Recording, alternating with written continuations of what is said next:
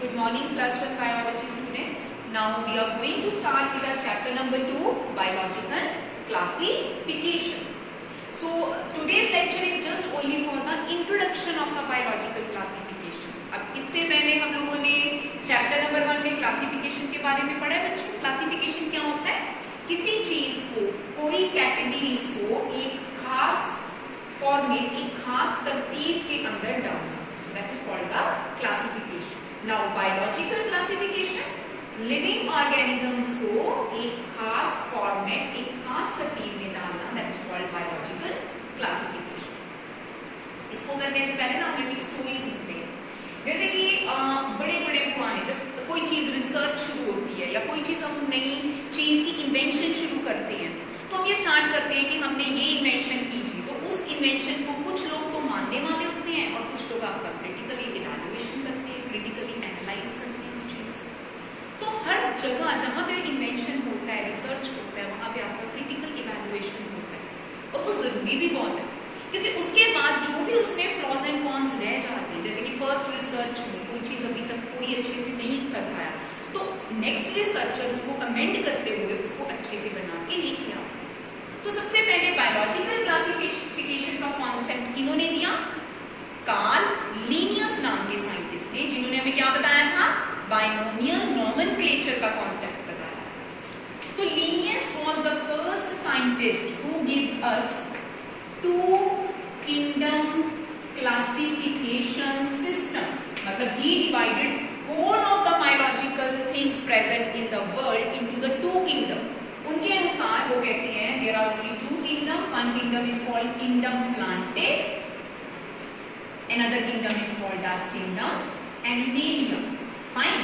According to them कि आधे होते हैं एनिमल्स, उनको एनिमल्स में हम लोग डिवाइड मतलब रख देते हैं, और जो आधे होते हैं दुनिया के जीव होते हैं प्लांट्स, और उनको प्लांटे किंगडम में कर देते हैं. चलो जी बहुत अच्छा हो गया, उन्होंने हमें किंगडम क्लासिफिकेशन दे दी, हमारी बायोलॉजी की गाड़ी चल पड़ी. लेकिन अब आए जी अर्नेस्ट हेकल. लिनियस के पास कौन आए जनाब? Ernst Haeckel.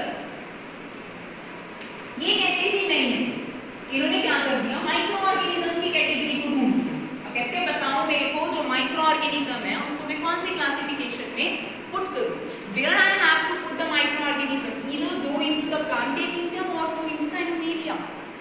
तो वो कहते जी नहीं, ये तो गलत है क्लासिफिकेशन, एक और क्लासिफिकेशन निकालिए, उसको बोलो थ्री किंगडम क्लासिफिकेशन सिस्टम. ठीक है. तो इन जनाब ने थ्री किंगडम क्लासिफिकेशन दिया और इंटायर ऑर्गेनिजम्स को तीन में बांटा.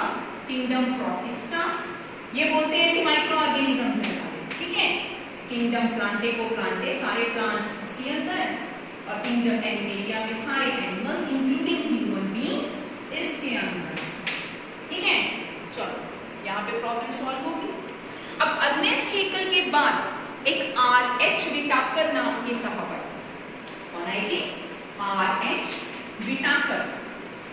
इन्होंने बेटा हमें दिया 5 किंगडम क्लासिफिकेशन सिस्टम, जो कि अब भी चल रहा है. इनकी क्लासिफिकेशन को ही प्रोमिनेंट क्लासिफिकेशन सिस्टम माना गया है, और जितने भी ऑर्गेनिजम्स हैं इन 5 किंगडम्स में डिवाइड किए गए हैं. जितने भी न्यू रिसर्च में और ऑर्गेनिजम्स निकल के आते हैं इन्हीं 5 किंगडम्स में इनको दोबारा से रिकंसिडरेट करके उनको दोबारा लगाया जाता है. सिस्टम क्या दिया इन्होंने जी?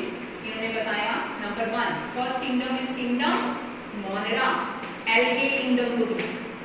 Second another kingdom is protista, eukaryotic eukaryotes का ये किंगडम दिया. थर्ड सिस्टम इन्होंने बताया फंजाई, फंजाई किंगडम को इन्होंने पूरा किंगडम बताया. और फिर उसके बाद सारे प्लांट्स को इन्होंने प्लांटे किंगडम में डाला, और सारे एनिमल्स को इन्होंने एनिमलिया किंगडम के अंदर डाला. तो ये क्लासिफिकेशन सिस्टम इतनी प्रोमिनेंट है कि अभी तक कोई भी बायोलॉजिस्ट, कोई भी ज़ूलॉजिस्ट इसको चैलेंज नहीं कर पाया है. जितने भी हम लोग के ऑर्गेनिजम्स और मिलते हैं, न्यू जेनरास भी मिलते हैं, न्यू स्टेन्स भी मिलते हैं, इन्हीं के अंदर उनको कैटेगराइज किया जाता है.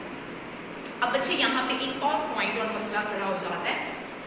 ऐसे थोड़ा ना कि उनको पता चल गया कि हमने सारे प्लांट्स उठा के एक किंगडम में डाल दो, सारे मोनेरा एक किंगडम में डाल दो. तो कुछ ध्यान में रख के ये क्लासिफिकेशन सिस्टम की जाती है।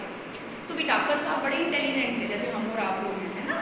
तो विटाकर साहब ने 5 कैरेक्टरिस्टिक चीजों को अपने ध्यान में रखा, जहन में रखा, जिनको यूज करके ही just has to classify 5 kingdom classification system. So what are those characteristic feature? ये कैरेक्टरिस्टिक फीचर्स बच्चे आप एज इट इज ड्रॉ भी करेंगे, और इसकी पूरी एक वेल लेबल्ड टेबल है जो कि आपकी एनसीईआरटी बायोलॉजी की बुक के अंदर है, उसको आप अपनी नोटबुक्स में ड्रॉ भी करेंगे। फाइन। 5 कैरेक्टरिस्टिक फीचर्स को ध्यान में रख के ये सारी क्लासिफिकेशन की गई है। पहला क्या लेके आए? Cell type. दूसरा क्या उठाया पॉइंट? Cell wall. अगला कैरेक्टरिस्टिक फीचर क्या उठाया? Nuclear membrane. उससे अगला क्या उठाया? Body organisation. देन उसके बाद उन्होंने लास्ट क्या दिया? Mode of nutrition. ठीक है, तो इन 5 कैरेक्टरिस्टिक फीचर्स को ध्यान में रख के किंगडम सिस्टम क्लासिफिकेशन को बनाया था। अब आप देखिए सेल टाइप। ठीक है, 2 ही तरह के सेल होते हैं, prokaryotic cells and one is called eukaryotic cell. Prokaryotic cell कौन से होते हैं? आपने देखो 6th क्लास ऑनवर्ड्स पढ़े हैं। वो सेल जिनके न्यूक्लियस के पास न्यूक्लियर मेम्ब्रेन नहीं होती है, या द न्यूक्लियर या the DNA is circular, fine, circular DNA present होता है, तो उनको बोलते हैं प्रोकैरियोटिक ऑर्गेनिजम्स। जिनके पास ये न्यूक्लियर मेम्ब्रेन होती है और the DNA is to be present inside the nucleus, well wall होती है, उसको बोलते हैं यूकैरियोटिक। तो अब मोनरा को छोड़ के बाकी सारे जितने किंगडम्स हैं वो आपके क्या है? Eukaryotic organisms. Then cell wall हमारे पास। अब सेल वॉल बच्चे कईयों में पॉलीसेकेराइड्स की बनी हुई है ना। हम पढ़ते हैं ना, cell wall is made up of polysaccharides, cell wall is made up of cellulose, cell wall is made up of chitin. So this is type of the different kind of material by which the cell wall is made up of. तो इन kingdom classification system में से जैसे polysaccharide की cell wall बनी होगी मोनरा की, तो protista की भी समवट एंड हाउ यही होती है। सेलुलोज सिर्फ किसमें प्रेजेंट होता है? प्लांटे में। काइटिन किसमें प्रेजेंट होता है? फंजाई में। एनिमेलिया में तो सेल वॉल होता ही नहीं है, उसमें तो प्लाज्मा मेम्ब्रेन होता है, और हमने 9th क्लास में बहुत अच्छे से पढ़ा है।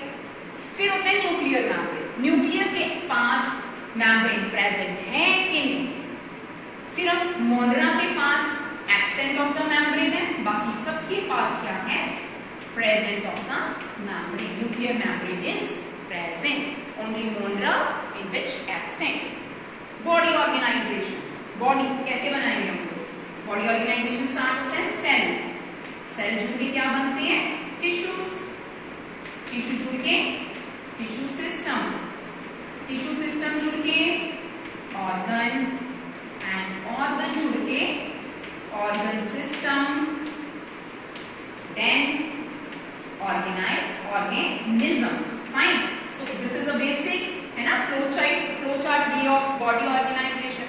अब देखिए मोनरास में सिर्फ सेलुलर लेवल ऑफ ऑर्गेनाइजेशन पाई जाती है, प्रोटिस्टा में टिश्यूज होती है, प्लांटी एंड एनिमेलिया में आ जाओ तो टिश्यू सिस्टम आ जाती है ना। तो ये सारे कैरेक्टरिस्टिक फीचर हैं जिनकी वजह से ये सारे कैटेगराइज हो रखे हैं। मोड ऑफ न्यूट्रिशन में आ जाइए। 2 मेन न्यूट्रिशन के मोड है जी, ऑटोट्रॉफिक, अनदर इज हेटेरोट्रॉफिक। हम ये भी 6th क्लास ऑनवर्ड्स पढ़ते हैं। ऑटोट्रॉफिक कौन होते हैं? वो ऑर्गेनिज्म जो अपना खाना खुद बनाते हैं, सिर्फ प्लांट्स हैं जो बनाते हैं, और कुछ एल्गे होती है जो बनाती है, बाकी सारे के सारे क्या होती हैं? Heterotrophic, depend upon other organism to have their food. तो ये बेसिक कैरेक्टरिस्टिक फीचर है बेटा, जिनको ध्यान में रख के क्लासिफिकेशन सिस्टम किया गया। तो होपफुली आप लोग इसको बड़े आराम से पढ़ेंगे। आज आपको 2 ही सब टॉपिक क्लियर किए गए हैं। पहले तो बात बताई गई है कि क्लासिफिकेशन का कॉन्सेप्ट निकल के कैसे आया, 5 किंगडम क्लासिफिकेशन